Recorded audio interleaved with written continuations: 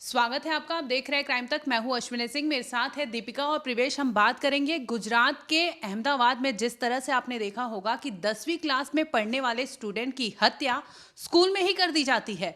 और हैरानी की बात यह है कि हत्यारा जो है वो उसी स्कूल में पढ़ने वाला 9वीं क्लास और 8वीं क्लास के बच्चे निकलते हैं। अब आप सोचिए कि एक स्कूल में हत्या हो जाती है जिसकी भनक तक वहां लोगों को नहीं लगती। कुछ बच्चे होते हैं, वही ऑटो में बिठाकर उस लड़के को ले जाते हैं अस्पताल, जहां पर उसका इलाज के दौरान उसकी मौत हो जाती है। ये सबसे बड़ा सवाल स्कूल प्रशासन पर उठाता है और गुजरात पुलिस पर भी उठाता है कि इस तरह से स्कूल में हत्या को, वारदात को अंजाम देना बहुत बड़ी बात है। और क्योंकि जो अभिभावक हैं उनका कहना भी ये है, वो भी लगातार ये आरोप लगा रहे हैं कि स्कूल प्रशासन की गलती है। एक 8वीं क्लास का बच्चा अपने साथ हथियार लेकर स्कूल में घूम रहा होता है, चाकू उसके पास होता है, चेकिंग नहीं की जाती है, तमाम तरीके के आरोप लगाए जा रहे हैं, एम्बुलेंस टाइम पर नहीं पहुंचती है। हालांकि जो आरोपी है उसकी चैट के जरिए भी ये सामने आया है, जो उसमें उसने कबूला है कि उसने कत्ल किया है। वो अपने दोस्त से बातचीत करता है और उसमें कहता है कि अब कत्ल हो गया तो हो गया, अब वो क्या करे। और उसमें दोस्त भी उसे सलाह देता है कि तुम कुछ दिन के लिए अंडरग्राउंड हो जाना। हालांकि इसे ये पुलिस की हिरासत में है, इसे पकड़ लिया गया, इससे पूछताछ की जाएगी और जुवेनाइल एक्ट के तहत लगातार इससे बातचीत भी की जाएगी। हालांकि इस एक्ट के तहत इसको कोई लाइफ इम्प्रिजनमेंट या फिर कोई फांसी की सज़ा नहीं होगी। हालांकि अगर ये सब कुछ साबित हो जाता है सबूतों के आधार पर, गवाही के आधार पर, तब ये केस आगे बढ़ेगा। लेकिन अभी तक का सबसे चौंकाने वाली चीज़ यही है कि स्कूल प्रशासन में इतनी बड़ी वारदात हो जाना, जहाँ पर स्टाफ होता है, सिक्योरिटी होती है, बच्चे होते हैं, एक स्टूडेंट की मौत हो जाती है, तो सबसे बड़ा सवाल ये सिक्योरिटी पर है, उन बच्चों की मेंटालिटी पर है जो अभी सिर्फ चंद उम्र के बच्चे हैं, बढ़ रहे हैं, उनकी उम्र बड़ी हो रही है, वो पढ़ रहे हैं स्कूल में और इतनी बड़ी वारदात को अंजाम दे देते। तो ये साइकोलॉजी, ये जो ऐसे बच्चों की होती है, उसके ऊपर क्या सोचते हैं? देखिए पहले ऐसा था कि मैं थोड़े 10 साल पहले की बात बताऊंगा। जब केसेस होते थे तो जितने भी माइनर्स के केसेस आ रहे थे और जो भी क्राइम कंडक्ट करते थे तो उसमें दो मेजर रोल था। एक तो था कि अंडर प्रिविलेज बच्चे, जो जहाँ सोसाइटी, स्लम्स एरिया और जहाँ बच्चों को प्रॉपर एजुकेशन, प्रॉपर पढ़ाई नहीं मिल रही है, प्रॉपर फूड नहीं मिल रहा, वहाँ पैसे की चाह में, जल्दी आगे बढ़ने की चाह में बच्चे क्राइम करते थे और वो कोई ग्रुप का हिस्सा बन जाते थे जो ग्रुप उनसे क्राइम करवाता था। लेकिन जैसे जैसे देश डेवलप हुआ तो उसके साथ क्राइम भी डेवलप होता गया। अब क्या है, अब जो है अंडर प्रिविलेज बच्चे या सिर्फ एक सोसाइटी का एक धड़ा सिर्फ क्राइम नहीं कर रहा है। एनसीआरबी की अगर आप रिपोर्ट देखोगे तो उसमें जो 2022 का रिपोर्ट बताता है कि 3000 से ज़्यादा बच्चों ने क्राइम किया और 150 से ज़्यादा मर्डर केस हैं। अब 150 से ज़्यादा जो मर्डर केस हैं ये सब अंडर प्रिविलेज बच्चे नहीं है, अच्छी सोसाइटी के भी बच्चे उसमें शामिल है, अच्छे घरों के भी लोग शामिल है इसमें। सब कुछ अच्छे घर का मतलब है पैसे वाले घर के बच्चे भी शामिल है। अब उसमें बताता हूँ दो चीज़ें इंपॉर्टेंट। आज के समय में पावर और फेम मतलब एक प्रचलन चल गया। अब ये लोग इन्फ्लुएंस किससे हैं? ये लोग इन्फ्लुएंस है सोशल मीडिया इन्फ्लुएंसर, जैसे रजत दलाल का एग्जांपल ले लीजिए। ऐसे कई इन्फ्लुएंसर हैं जो कि सोशल मीडिया पे इस तरह की चीज़ें करके फेमस। तो वो कल्चर जो है पहले भी था, ऐसा नहीं। मैं जब स्कूल में पढ़ा मैंने भी मारपीट की है, मेरी भी लड़ाइयाँ हुई हैं, लेकिन वो कभी एग्रेसिव लड़ाई नहीं हुई। किसी की जान कोई नहीं लेता था, कोई किसी की वीडियो फोटो वायरल नहीं कर देता था। आजकल के बच्चे फोटो वायरल कर रहे हैं। आपको याद होगा दिल्ली का एक केस कि एक बच्चों ने चैट रूम बनाया था, उसमें रेप तक की बातें कर रहे थे। मतलब कितनी कितनी, और वो स्कूल के 8th स्टैंडर्ड 9th स्टैंडर्ड के बच्चे। जैसे आप अपने स्कूल के दौरान अगर बात करें, आप 8th 9th 10th में होंगे, तो उस दौरान भी लड़ाइयाँ झगड़े होते होंगे, है ना? आप छोटी छोटी बात पे गुस्सा आ जाता है। यहाँ पर एक छोटी सी बात थी कि वो लोग स्टेयर्स से गुजर रहे थे, आपस में टकरा जाते हैं और उसके बाद ये लड़ाई का रूप ले लेती है। यानी कि दुश्मनी इतनी ज़्यादा बढ़ जाती है सिर्फ इतनी छोटी सी चीज़ से। तो ये ऐसी चीज़ें अब सालों बाद डेवलप हुई है या पहले भी ऐसा कुछ होता था? पहले भी ऐसा होता था। देखिए लड़कियां तो लड़ाई नहीं करती, तो आप लोग को तो इतना नहीं मालूम होगा मारपीट, लेकिन लड़के मारपीट करते थे। मैंने अपने स्कूल में बहुत मारपीट किया। हम गैंग बना के चलते थे स्कूल में। मतलब ये 8th स्टैंडर्ड 9th स्टैंडर्ड की बात हो रहा है, स्कूल में भी गैंग होता था 5-6 लड़कों का, कोई किसी को मार रहा है कोई। लेकिन क्या पता है, एक डर होता था, हाथापाई होती थी। मतलब एक डर होता था हाथापाई होगी, घर पे ना पता चल जाए यार, टीचर को ना पता चल जाए, वो डर नहीं है। पेरेंट का डर नहीं। पेरेंट ने इतना ज़्यादा पैम्परिंग कर दिया है। देखिए बच्चे कौन से स्कूल के थे, इंटरनेशनल बोर्ड था इनका, आईसीएससी बिल्कुल। और इस बोर्ड के बच्चे, वो सोचो, वो गिल्ट फील नहीं कर रहे, ज़रा भी गिल्टी नहीं है इस बात को, उसको गिल्ट नहीं है। तो ये क्या, ये मेंटालिटी आ गई, अरे ठीक है कुछ होगा नहीं। और हमें तो डर होता था, अरे यार पापा तो इतना पीटेंगे। एक बार मैं लड़ाई कर गया था और मेरे शर्ट पे इंक लग गया था। हम दोनों दोस्तों की लड़ाई हुई थी और हम दोनों में मारपीट भी हुई थी। जिसके बाद मैं इतना डरा था कि अरे यार घर पे पता चल जाएगा तो मैं क्या जवाब दूंगा, इतना डर में। फिर मैंने उससे बातचीत की, मैंने बोला यार धो लेते, तू बताना मत, मैं भी नहीं बताऊंगा अपने घर पे। तो इस तरह का डर होता, तो नहीं चाहते थे कि घर पे कन्वे हो, लेकिन अब वो ख़त्म हो गया। अब स्कूल में भी प्रचलन चल गया है, जो कि बड़ी दुख के साथ कहना पड़ा है कि 7th-8th स्टैंडर्ड से लोग गर्लफ्रेंड बॉयफ्रेंड वाला जो कल्चर है वो बहुत ज़्यादा इस्टेब्लिश हो गया है स्कूल्स में भी। अब उसमें भी बच्चे अपना इम्प्रेशन जानने के, जो हम चीज़ कॉलेज में करते थे वो सेम चीज़ें स्कूल्स में आ गई, इसलिए माइनर में केसेस बढ़ गया है।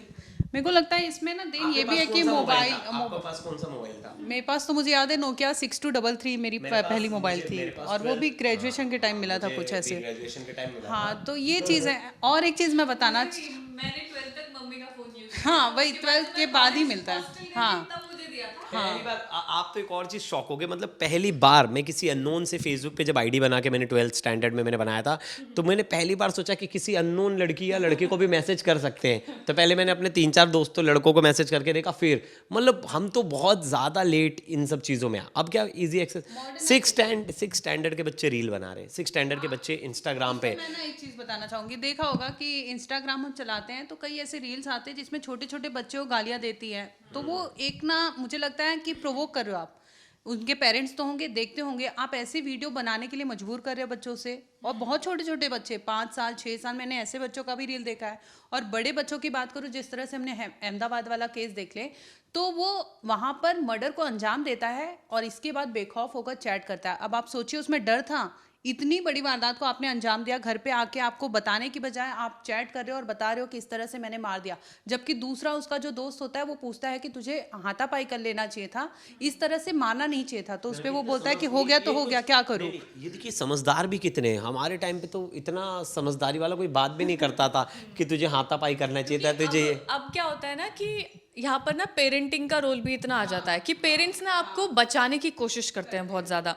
हमारे टाइम पे क्या होता था कि आपको पीट दिया जाता था, या आपको मतलब बात वहां तक तो पहुंचती नहीं। बोलना नहीं चाहिए। हमारे पेरेंट तो बेल्ट वेल्ट से मार देते थे, ग्राउंड में दौड़ाते थे। हाँ बिल्कुल, क्योंकि स्कूल टीचर्स को वो राइट दिया गया था कि आप हमारे स्टूडेंट को अच्छे से रखें, चाहे उसे जिस तरीके से भी सुधारना हो। टीचर्स को राइट दिया जाता था। हालांकि बीच में कई केसेस सामने आए जहाँ पर टीचर्स स्टूडेंट के साथ गलत व्यवहार कर रहे थे, बेरहमी से मार रहे थे, तो फिर वो लॉज, कायदे कानून सब आते गए। लेकिन अब वो डर नहीं रह गया। अब बात करें पेरेंटिंग की, तो वहाँ पर अब पेरेंट्स क्या है ना, वो बहुत ज़्यादा मॉडर्नाइज्ड हो गए हैं। उन्हें ये लगता है कि हमारे बच्चे हमसे दूर हो जाएंगे अगर हम उन्हें उस तरह की फ्रीडम नहीं देंगे, तो उन्हें वो फ्रीडम देनी पड़ती है। उस फ्रीडम के चक्कर में बच्चे इतना गलत फायदा उसका उठा लेते हैं कि चीज़ें ऐसी हो जाती हैं। यहाँ ना बड़ा ही प्रैक्टिकल बात बोलूँगा, मतलब ऐसा नहीं, अगर मेरे मम्मी पापा ने मुझे ज़्यादा फ्रीडम दी होती ना बचपन में, तो मैं बिगड़ता। तो उन्होंने मुझे जो पीटा ना, उसकी वजह से हम सुधरे रहे। ये मतलब, ये मैं ऐसा नहीं बोल रहा कोई अपने बच्चे को पीटे, मतलब पीटने का मतलब कभी कभार, कभी, हाँ, कि अगर आप कुछ गलत करो तो माँ बाप वो आपको प्यार से समझाएंगे ना, तो आप में वो नहीं समझोगे नहीं। अगर मुझे मेरे मम्मी पापा प्यार से समझाते ना, ये नहीं करना है, तो मैं करता और करता। तो मुझे तो अच्छा लगा कि मेरे पापा मम्मी ने मुझे 2-4 थप्पड़ लगाए जब मैं गलत था, तो मुझे थप्पड़ लगाए। लेकिन मैं बोल नहीं रहा कि कोई थप्पड़ मारे, लेकिन एक रियलिटी है कि आपको उनकी चीज़ों में इंटरप्शन करना पड़ेगा। अब वो मोबाइल यूज़ करते इतना इरिटेट हो जाता है, आप किसी 7th स्टैंडर्ड के बच्चे का मोबाइल ले लो, आप ले ही नहीं सकते। वो आपसे लड़ाई कर लेगा। हाँ, आपने देखा था, मैं नहीं दूंगा। हाँ, वो पबजी वाला अपनी मम्मी को मर्डर कर दिया था। ऐसे ना जाने कितने केसेस हैं, कोई किसी ने मर्डर कर दिया, और क्या छोटा सा, इतना पेशेंस लेवल तो इतना कम है। हम तो उतना पेशेंस लेवल रख के चलते थे, लेकिन एक्चुअली इसका बड़ा रोल है। ये क्या नॉन लिविंग थिंग है। एक मेरे को साइकोलॉजिस्ट ने बोला था कि नॉन लिविंग थिंग है, जितना इसके साथ आप समय बिताओगे, आप मेंटली उतने पेशेंस, हाँ नहीं, आपका पेशेंस इससे कम होगा।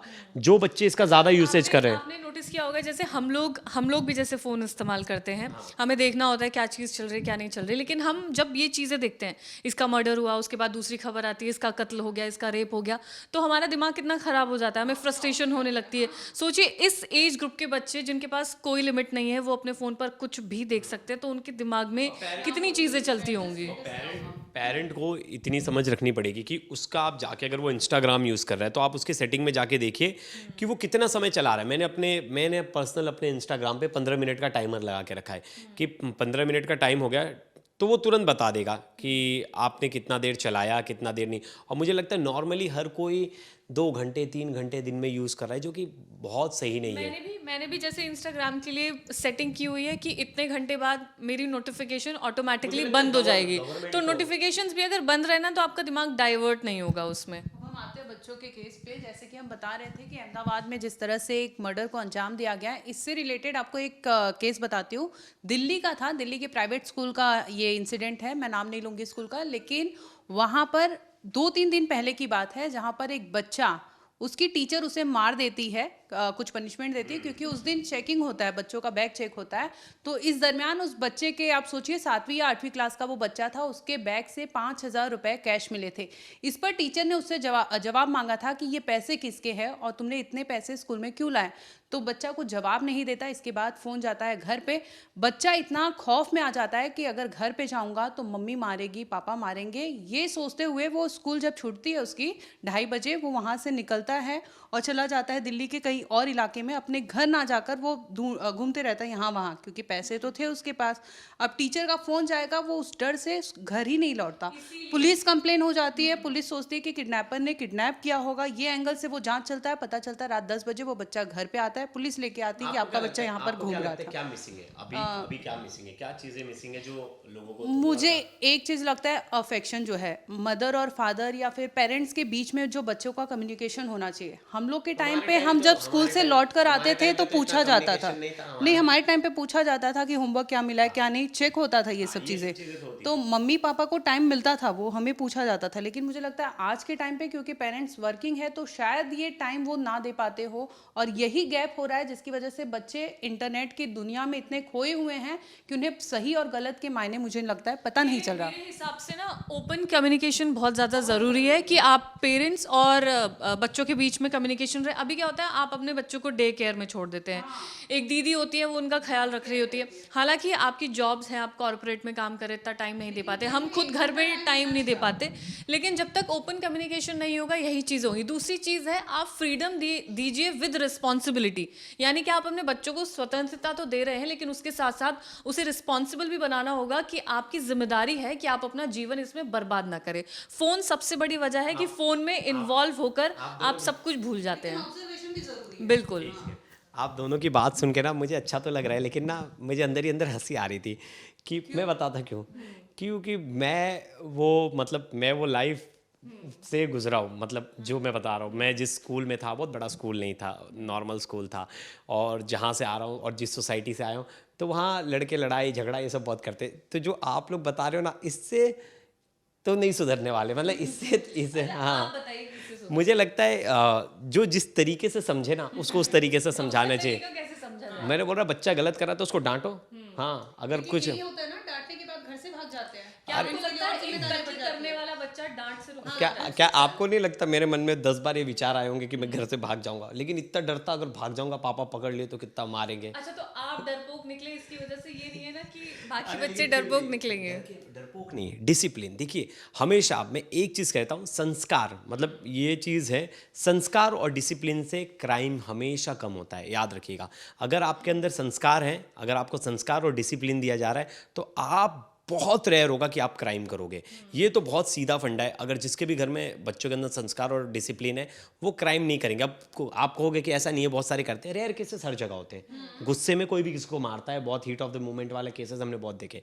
लेकिन ये 2 चीज़ है जिसमें वो ऐसे क्राइम में नहीं जाएगा, जैसे चोरी करना, जाके बाहर आप गैंग बना के लड़ाई करना, कॉलेज के बाहर आप ये सब चीज़ें करना। और मुझे लगता है अभी भी मैंने देखा है बहुत सारे कॉलेजेस के बाहर ये तो नियम है कि सिगरेट पान टिपरी के ये सब बैन होने चाहिए, लेकिन मेरे कॉलेज के आसपास ही थे सब, और सब वहीं बैठते थे बच्चे दिन भर। अरे अब देखते हैं, ऑडियंस इस पर आपकी क्या राय ज़रूर बताइएगा, क्योंकि आपके भी बच्चे होंगे और आप कैसे कंट्रोल कर रहे हो और आप कैसे उनको समझा रहे हो सही चीज़ें कि ये सब स्कूल में लड़ाई झगड़े, इन सब चीज़ों से कैसे दूर रहना है। क्योंकि क्राइम रेट्स आज के समय में जुवेनाइल में सबसे ज़्यादा बढ़ रहा है, और इसी को रोकना है। अगर इसको नहीं रोकेंगे तो आगे वाली जनरेशन क्या करेगी, वो तो और ज़्यादा ख़राब होगी। तो आप पे इसका क्या राय है ज़रूर बताइएगा। तब तक के लिए धन्यवाद।